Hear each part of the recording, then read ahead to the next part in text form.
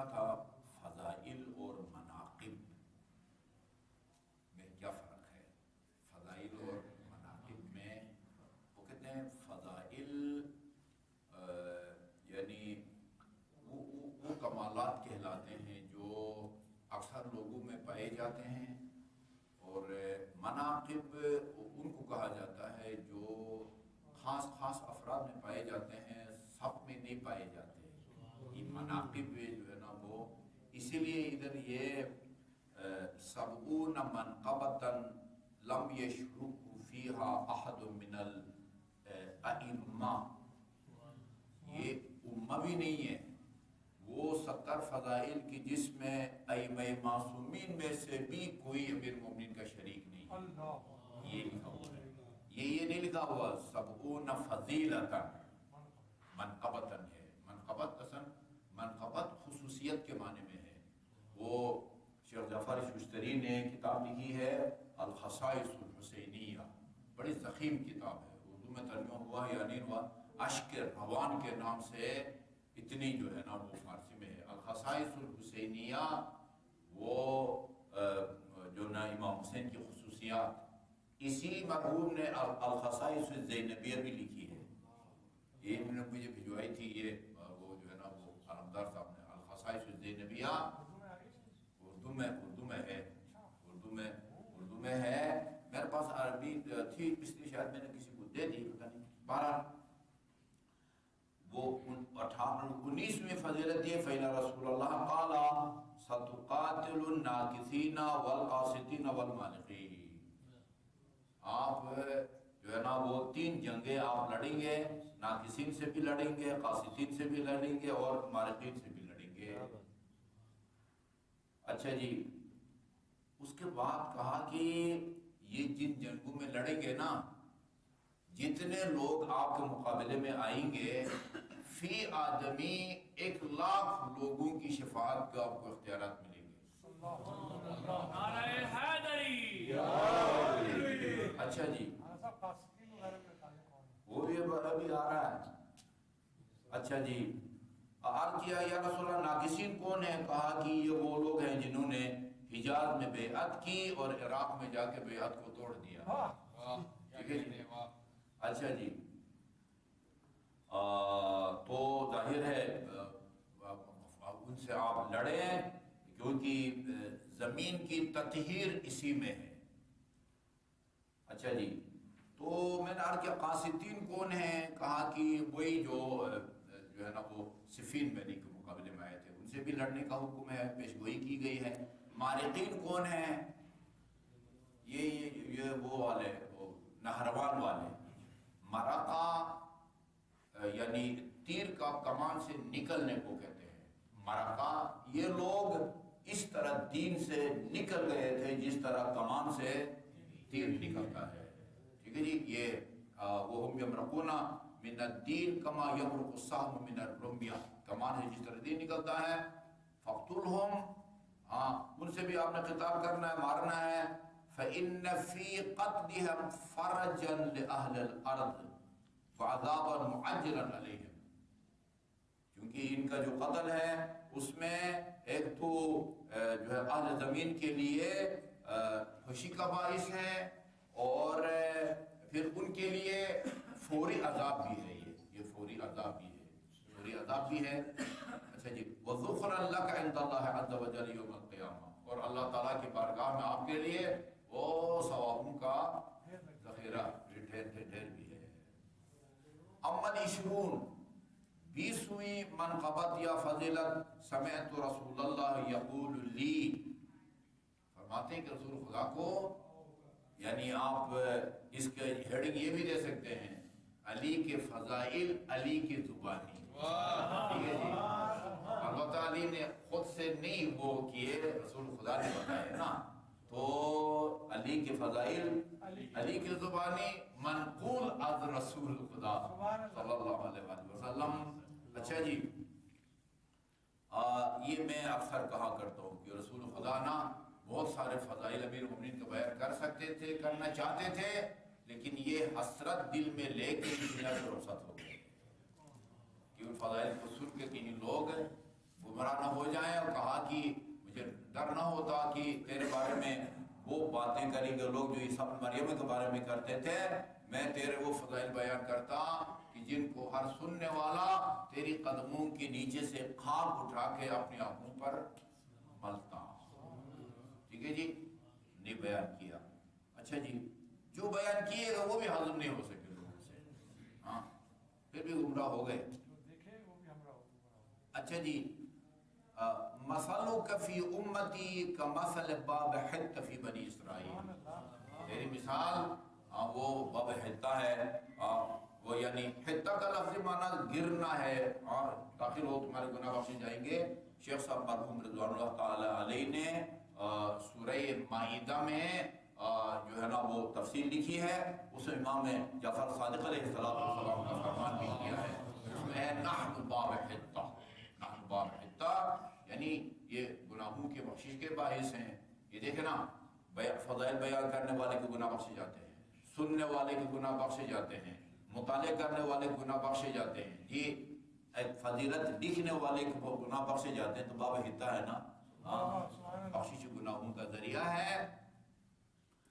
21ویں اچھا جی، باب حطہ فمن دخل فی ولایتک، جو تیرے ولایت میں آ گیا، جس نے تیری ولایت کے اقرار کیا، فقط دخل الباب، گویا اس دروازے سے داخل ہو گیا جس بنی اسرائیل کو داخل ہونے کا حکم دیا گیا تھا. کما امرہ اللہ عز وجل. اما الحادی والعشرون، 21ویں فضیلت یا منقبت، فإن رسول اللہ یقول انا مدینۃ العلم وعلی بابها. ہمارے بچے کو متن یاد ہے، عربی متن یاد ہے، علی بابها ولن تدخل المدینۃ الا من بابها ولن تدخل المدینۃ، ہمیشہ شہر میں دروازے سے داخل ہوا جاتا ہے. کہ پرانے زمانے میں نا وہ چار دیواری شہر بنی ہوتی تھی، آج کل تو خیر وہ نہیں ہے، یا وہ باؤنڈری وال، جی تو دروازے سے ہی داخل ہوا جاتا ہے.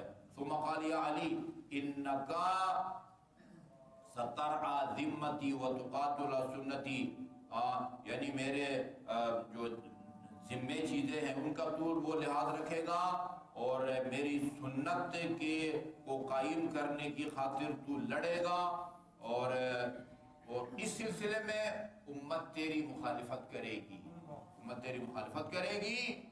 وَأَمَّا الثَّانِيَةُ وَالْعِشْرُونَ، 22ویں فضیلت یہ ہے کہ فَإِنِّي سَمِعْتُ رَسُولَ اللَّهِ، میرے فرماتے رسول خدا کو میں نے یہ فرماتے ہوئے سنا ہے کہ ان اللہ تبارک و تعالی خلق ابنی الحسن والحسین من نور القاہ الیکا.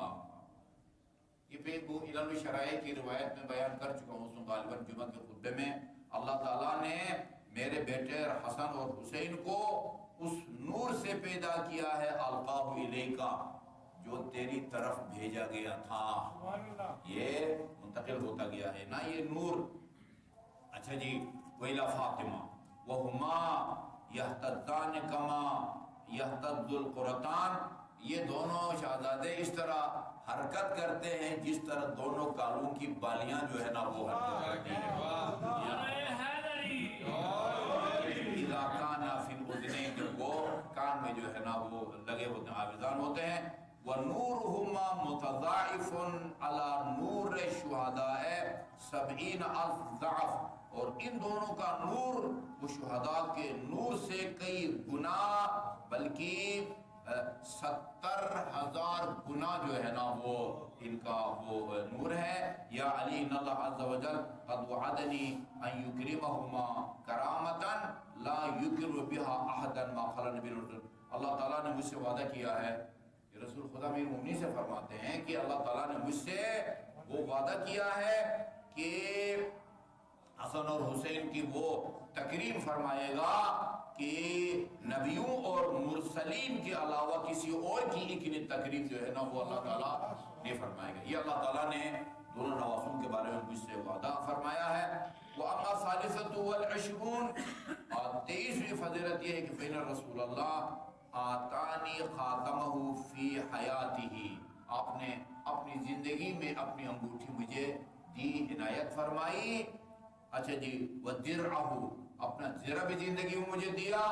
وَمِنْتَقَتَهُ کمر بند بھی اپنی زندگی مجھے دیا، وَقَلَّدَنِي سَيْفَهُ اپنے ہاتھ سے اپنی تلوار مجھے آویزان کی، یہ آویزان کی،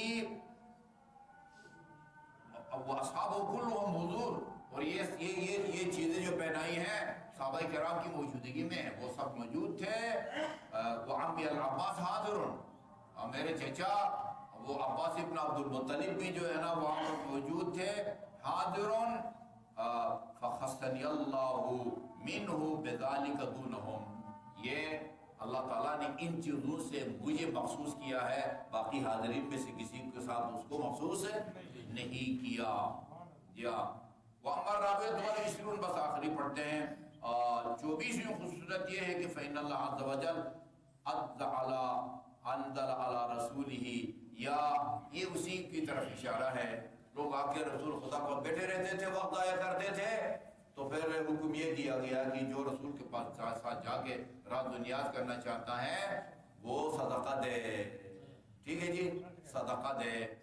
یہ ادھر کوثر میں ہمارے یہ یکساں نصاب کی میٹنگ ہو رہی تھی، وہ میٹنگ کوثر میں ہو گئی تھی، تو NCC کی بلڈنگ میں ہوتی ہے کوثر کے سامنے، وہ میٹنگ کوثر کے اندر ہو رہی تھی، تو اس میں وہ کھانے کے بعد وہ سکردو کے دارالحفاظ سے بچے آئے ہوئے تھے، شیخ صاحب رحمۃ اللہ علیہ، انہوں نے 3 چھوٹے بچوں کو بلایا اور ان کو کھڑا کر دیا، وہ علماء کرام بھی تھے جو کمیٹی میں تھے، ایجوکیشن کے کچھ افسران بھی تھے، کچھ حافظ تھے علماء میں سے کچھ، سب کے ہاتھ میں ایک ایک قرآن دیا۔ شیخ صاحب نے کہا کہ ان بچوں سے جہاں سے چاہیں آپ قرآن پوچھیں، جسے جہاں سے چاہا پوچھا، بچوں نے جواب دیا۔ پھر شیخ صاحب نے کہا ان سے موضوعات کے بارے میں جو ہے نا آیات پوچھیں، موضوعات کے بارے میں۔ فیصل آباد سے مولانا صاحب سے کمیٹی میں ہمارے ساتھ ہے، انہوں نے ان سے پوچھا، یکساں نصاب نہیں، قرآن جو مطالعہ قرآن ہوا ہے، یکساں نصاب نے قرآن کی میٹنگ میں، وہ فیصل آباد سے مولانا نجیب اللہ طارق صاحب ہوتے تھے، اہل حدیث حضرات کی نمائندگی کر رہے تھے، انہوں نے پوچھا کہ بیٹے، کمال ہے دیکھیں نا، بیٹے وہ کون سی قرآن کی آیت ہے جس پر صرف حضرت علی نے عمل کیا ہے؟ یہ آیت پڑھی اس نے بندے خدا نے نا، کہ کہا صدقہ دو، 1 مہینے تک امیر مومنی کے پاس 1 دینار تھا، اس کو چینج کرایا، اور روزانہ جو ہے نا وہ 1 درہم دے کے رات و نیاز کرتے تھے، کوئی نیڑے ہی نہیں آیا رسول اللہ کے۔